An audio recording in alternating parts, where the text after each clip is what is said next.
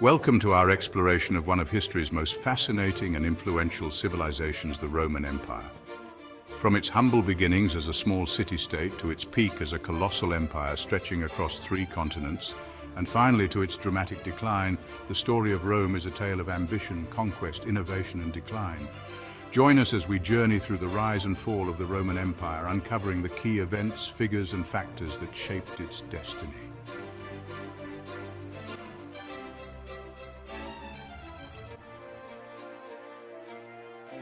The story of Rome begins in 753 BCE with the legendary founding of the city by Romulus and Remus. According to myth, these twin brothers were raised by a she-wolf and later fought for control of the city they founded. Romulus emerged victorious, naming the city after himself. But moving beyond legend, Rome's early growth was driven by its strategic location and strong leadership. Nestled along the Tiber River, Rome had access to trade routes and fertile land. Initially ruled by kings, Rome was heavily influenced by its neighbors, the Etruscans, who contributed to its early urban development, religion, and culture. In 509 BCE, Rome underwent a significant transformation. The Romans overthrew their last king, Tarquin the Proud, and established a republic, a form of government where power rested with the Senate and the Roman people. This marked the beginning of Rome's expansionist era.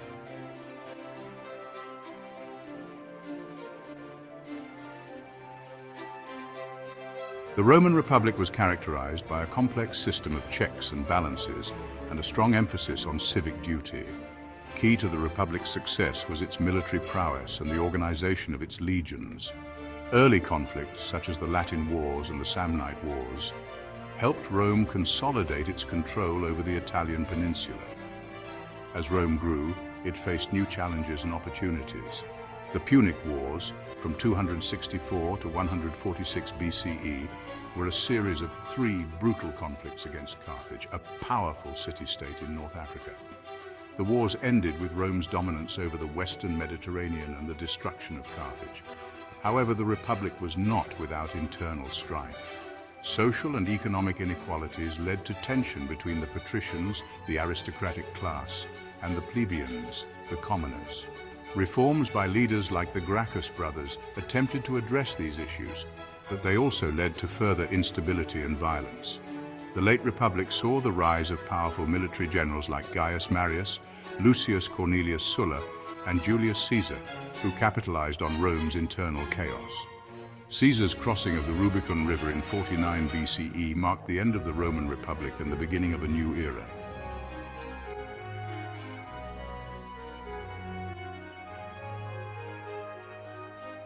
In 27 BCE, after years of civil war and political upheaval, Julius Caesar's grandnephew and adopted son, Octavian, emerged victorious. Octavian took the title Augustus, becoming the first emperor of Rome and marking the start of the Roman Empire. Under Augustus, Rome entered a period of relative peace and stability known as the Pax Romana, or Roman peace, which lasted for about 200 years. This era was characterized by expansive building projects, economic prosperity, and the consolidation of power by the emperors. The empire stretched from the British Isles to the deserts of North Africa, and from the Iberian Peninsula to the Euphrates River. Augustus's successors, like Tiberius, Caligula, Claudius, and Nero, ruled with varying degrees of competence and cruelty. Despite this, the empire continued to thrive thanks in large part to its highly organized administrative system and powerful military.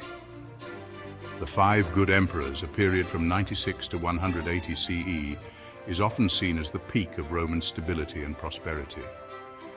During this time, emperors like Trajan, Hadrian, and Marcus Aurelius expanded the empire to its greatest territorial extent and fostered an era of cultural flourishing and economic growth.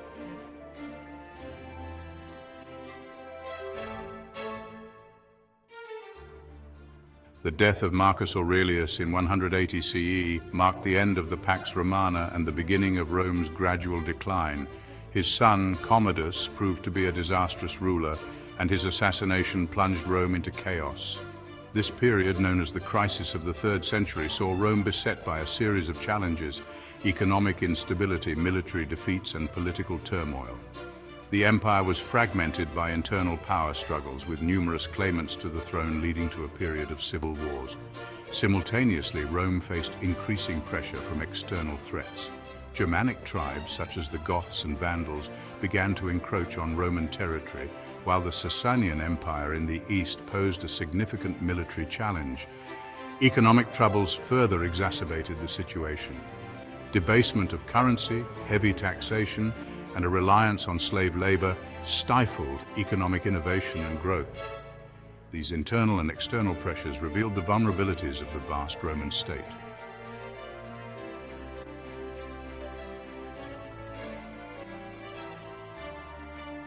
In 284 CE, the Ascension of Diocletian marked a significant turning point. Recognizing the difficulties in managing such a vast empire, Diocletian implemented radical reforms. He divided the empire into the Eastern and Western Roman empires, each with its own emperor and administrative apparatus. This tetrarchy aimed to provide more efficient governance and military response. Diocletian also reformed the Roman military and economy, instituting policies to stabilize the empire. However, his reforms, while temporarily effective, also increased the administrative burden and further divided the empire's resources. In 312 CE, Constantine the Great rose to power after a series of civil wars. He reunited the empire under his rule and moved the capital from Rome to Byzantium, later renamed Constantinople. Constantine's conversion to Christianity and the subsequent Edict of Milan in 313 CE, which granted religious tolerance, profoundly impacted the empire's religious landscape.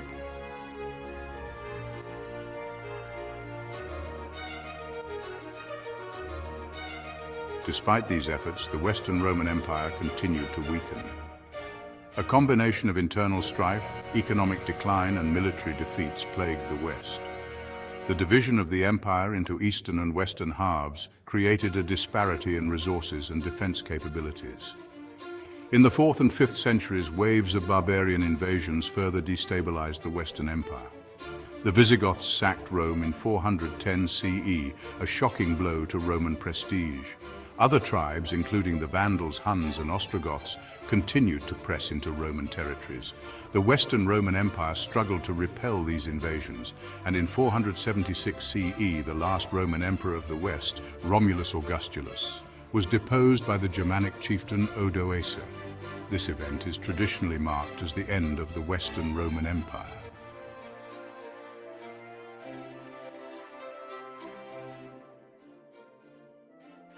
While the Western Roman Empire fell, the Eastern Roman Empire, known as the Byzantine Empire, continued to thrive.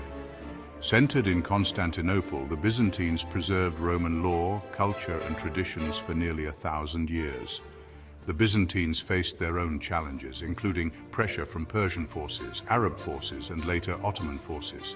Despite these challenges, they maintained a strong cultural and economic presence in the Mediterranean until the fall of Constantinople in 1453 to the Ottoman Turks, which marked the end of the Byzantine Empire.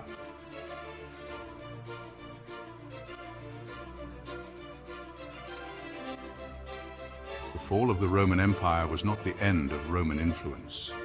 The legacy of Rome is immense, shaping modern law, government, architecture, language, and religion. The Roman Empire's achievements in engineering, governance, and culture have left a lasting impact on the world. From the establishment of the Republic to the rise of emperors, the story of Rome is a testament to the complexities of power, leadership, and human ambition. Rome's history serves as a powerful reminder of the heights that civilizations can achieve and the vulnerabilities they must confront. Thank you for joining us on this journey through the rise and fall of the Roman Empire. If you enjoyed this exploration, don't forget to like, subscribe, and hit the notification bell for more deep dives into history's most captivating stories.